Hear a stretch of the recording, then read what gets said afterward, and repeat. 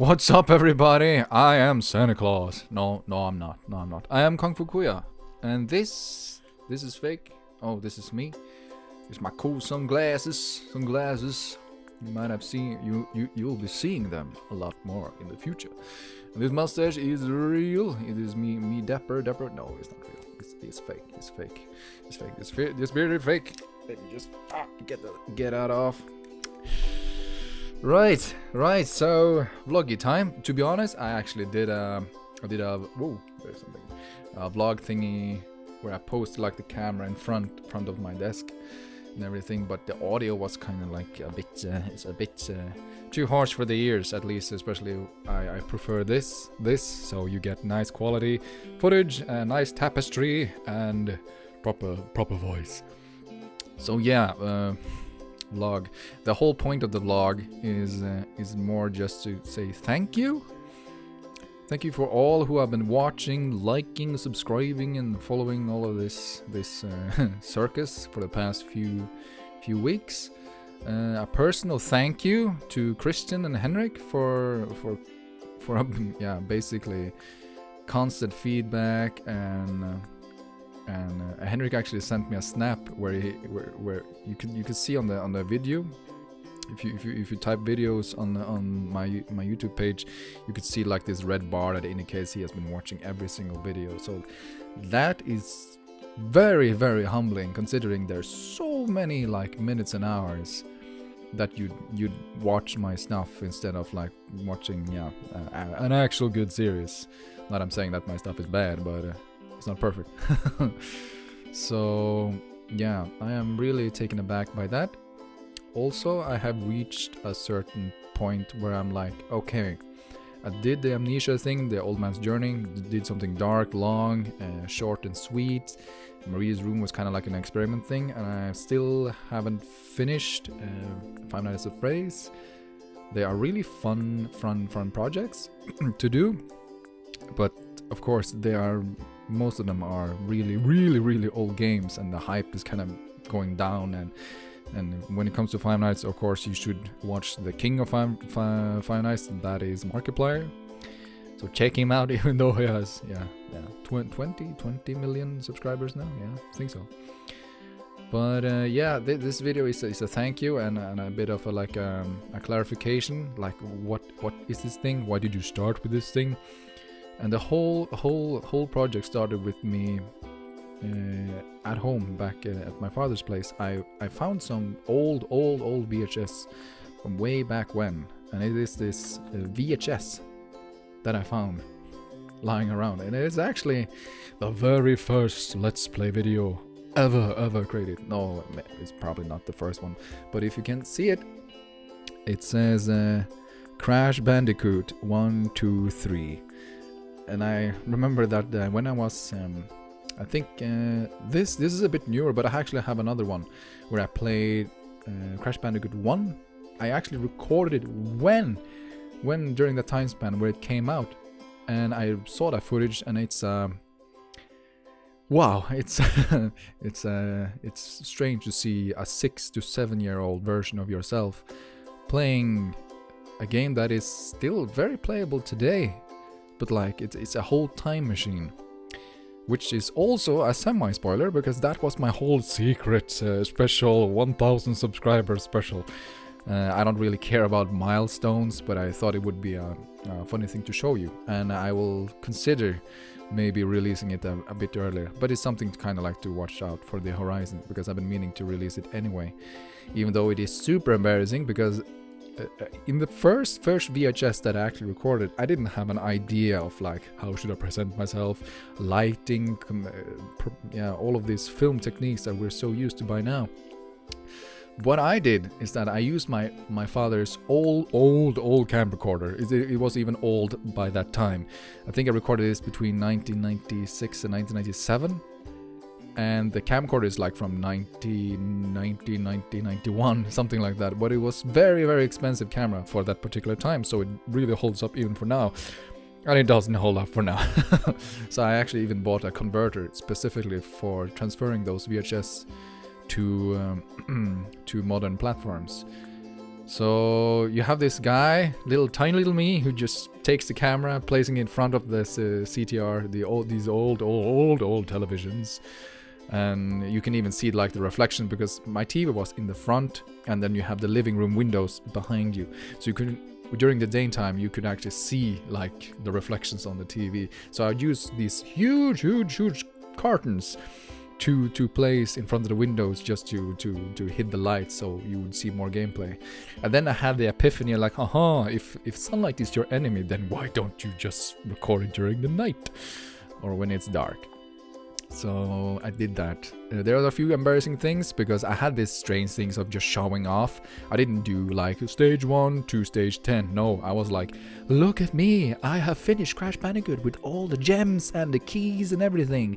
Let me show you all the bosses. So I actually usually I just showcase it. Look at this, look at how awesome I am. It's like the platinums of way back when. And I would play like from the first boss, Papu Papu, Ripperoo, Koala Kong, etc, etc, etc. But it's a nostalgic thing watching that VHS, and also a thing that I kind of lost growing up, because of course when you're 6 or 7 years old, your level of fearlessness is just out of proportion. But it's something that I also kept throughout my early teens, I think, and something I've been losing more and more now. Like, I loved games so much back in those days, and it's something that you kind of like you repress it when you're growing up. You're thinking, okay, this is a waste of time, I should be doing something more productive. The truth is that I still enjoy games just as much as I did when I was a kid. Maybe the games have changed, but even now, the beard is a little bit of a tease, but God of War is just a huge, not necessarily a landmark, but I think graphic-wise, it is where we've come. I think Last of Us and Bloodborne were like the last two games that were like, yes, we've come a long way. But God of War just sets a whole new bar. But there's no loot boxes, there's no proxy war, there's no PvP, it's just the game and the story. It's the meat and bone, folks, it's the meat and bone. So I'm so happy to play a game that is focusing on just that. Of course, now we have shorter time. I think we have always been stressed, battling time, what should we do, etc, etc. But the whole industry, which was just a small thing now way back when, but now the video game industry is so big now that everyone is thinking, okay, let's make money, let's put loot boxes and see what Battlefront 2 did. Now I will not go into a rant of that because there's plenty of videos about of that. And then again, I have one of my best friends enjoys Battlefront 2, and people who play that should play that. It doesn't need to be focusing on loot boxes. You might as well complain that, oh, Overwatch has loot boxes, I fucking hate that game. No, you enjoy what you enjoy, but there's a trend now that where PvP and online gaming is trying to kind of like shape into this marketing thing, which has always been a marketing thing. But it's so good to see that really good stories still prevails in 2018. Now I'm derailing a little bit. But yeah, the whole point of this video is just to say thank you. Thank you so much for watching. I have reached a point where now I'm trying to make a grasp of who I am in this channel per se, because I don't want to be a copycat. I'm not trying to be the next PewDiePie, next Markiplier or anything like that. Of course, I would like a huge following base, because that means I have other opportunities to do other things. And I believe that if you have a huge following, you have an influence to do awesome things. Like I have even considered doing a charity streams, not necessarily streams, but I think that's what people usually do now, and that's awesome. When you think about that, people can play games. And as long as people tune in and you ask, hey, can you make just a tiny little bit of donation? Imagine if you have 1,000 followers and everyone pitches in $1, even just 50 cents. That's a lot of money. And that's amazing if you can gather up such a follow-up to do those types of things. So that is something that's been burning back up in mind. It's not just me showing up, oh, look at me, I'm playing video games, I have a funny face, fill my ego. No, it's not like that. But it's about doing what you love. And again, I am derailing as hell now, because the whole point when I was talking about this thing is a sense of fearlessness, doing things that you're passionate about. But we look at other people and we think, for instance, okay, fine, PewDiePie has 62 millions, I have 0, right? So what's the point? What's the point in doing things when other people? It's a whole comparison thing that is not healthy at all. But it's so hard to kind of like to put it aside sometimes. But it's about doing things that you love, and then also it's also a fear of reception, like who's gonna watch this, and if they're watching, will they hate it? It's all of those things. That is why we don't do things like this, because we have fear. And fear is nice. It's nice to avoid getting hit by traffic, and it's nice not to provoke that bear, because you might die. That's a nice fear. But then you have this whole chunk that is just this claw that is trying to take control of you, whether it be money, social aspects, or whatever, you name it, right? But the whole point is that I have had this fear of starting this type of thing for a long time, because I even had plans for this type of things way back in 2005. But then you have the excuses, right? I don't have time, I don't have money or the equipment. Even though everybody has somewhat of equipment, if even laptops have like cameras on the laptops, and I even had a shitty microphone that I used to have here, which is just this tiny little thing that followed actually with this, and it's okay, but it's not the greatest. And now I have bought all of this equipment, and also I am like, well, gear is one thing. I bought this, I bought a stand, I bought a camera that is in 4K and everything, but gear doesn't always equate to quality. So it's about learning by using them, and the only way you can learn is trying different things. So that's the whole point of Amnesia and Old Man's Journey, to try test out. Like the first episode of Old Man's Journey, my face is like, hello there, look at my cheeks. So then I realized, okay, put the camera a little bit back, because I use a lens that is supposedly made for like long nature photos and stuff like that. So then you learn about that. Okay, the camera works like this. Then I'll change.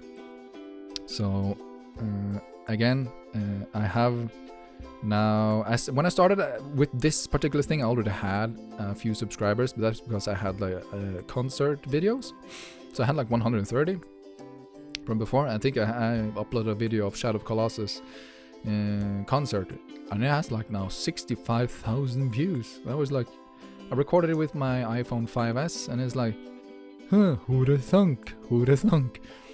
So now I can see like the following base of that type of videos are dropping, because they're like, I was here for the concert and the music, not your punk ass face and your video games. So it's nice to kind of see like it gets diluted into what it's supposed to be, I suppose. So we are now at 189. It was 190 last night, but then some from Germany dropped off. He didn't like my content. So and it kind of adds up 130, and then you kind of like plus all the followers that are on Facebook, which is basically just your friends and families. So I am humbled by it, because at this point nobody's caring. Like, this face is beautiful, right? But nobody's watching. It's only my friends and family, and I have to again thank you so much for watching, because if you are not watching, then literally nobody's watching. Even my girlfriend is tired of watching me do this and using all of this time for this, but I'm thankful for her patience, and I am thankful for your patience and your support for all of this. So normally I would say subscribe, like, and comment, but in truth it is not about subscribers at this point. We are still in the prototype year, so it would be in reverse order. I would say comment and then subscribe and like. But yeah, comments are important, because I want you to engage and be cold-bloodedly honest. Is your face too big? Is the angle make my cheeks look a little wobbly? I am slowly pushing in my 30s. I have lived most of the 90s, if that gives you a hint. And generally constructive criticism, like what type of games should I be playing? Even though the answer would be play the games that you like, and I am actually doing that now. I have a few games in my mind, and they're a mix of like games that are new and hot right now, but I still wanna play. It's not just for the fishing of the subscribers, or else I would actually just be playing Fortnite. I actually tried that, and I rewatched that footage, and it was not fun to watch at all, unless you make a montage or something like that. But I'm not trying to be a sellout. I'm not trying to play just Minecraft or Fortnite or Overwatch, or even though I enjoy all of those 3 games in certain different aspects, it's not the type of games that I want to advocate. If I have to like make a direction of where I want to go, I am huge fan of like profound story games. I have a profound belief that video games, as of now, are the way we tell stories now. They are interactive. Think about it. One of the film courses I actually had, we talked about like where stories came from, like way back when, before the paper and the pen.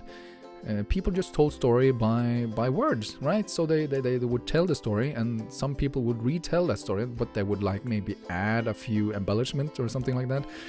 And then you have the books, and then theaters and plays, and then we're slowly moving towards modern times where we have film, and now we have video games where you can actually play a certain character in a certain setting, and you can learn about their emotions and feelings and everything.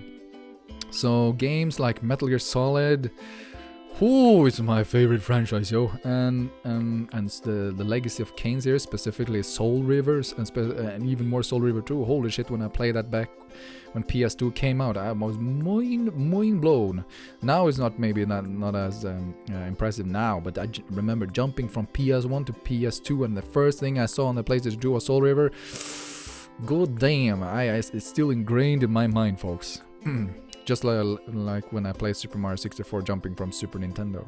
It was amazing. So, but the whole point is that I like those types of games. I like story games, and I'll probably do face cam thing with games that are in that vein.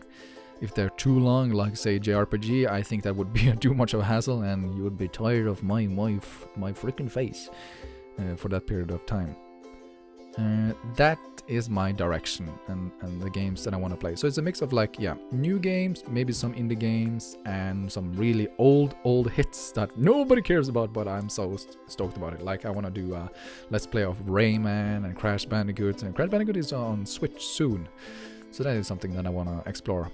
And too many games, but now I'm focusing on finishing one series at a time and not make a huge many of announcements and nothing happens. So I'm really trying to be realistic about things, but also dream. It's important to dream, folks. That's the whole point of this channel. I'm a dreamer, and I'm trying, and even though the reception is positive, absolutely, but it's a small small feat, of course. So your comments are important, your watch time is important, everything what you do is important. Just engage. That's the only thing. Or else I will fade into obscurity, and I'll give this up, and I'll get a desk job, and I will die in 100 years. Not to leave it on a cynical note. I think that as long as you pursue the things that you love, and as long as you love the things that you do, it doesn't matter what type of following you have. It's just that on specifically on YouTube, you kind of need an audience to keep on going, or else you could just watch your footage at home, I suppose. So thank you so much for watching, and I'll see you around. I am KungFuKuya, more known as Øyvind. I'll see you around. Take care.